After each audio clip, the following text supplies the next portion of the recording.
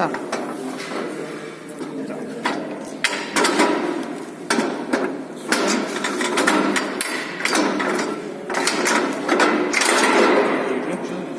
Засыпали этот, отзонировали.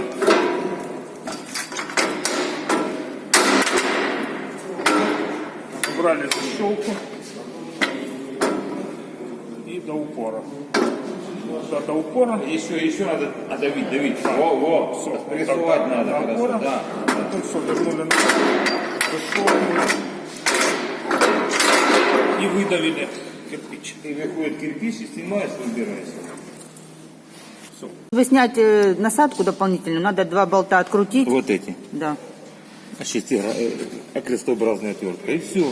И оно, получается, прессует тебе. А вот там штучка вот эта. Вот так ставится вот в те пазы, а когда нету вот.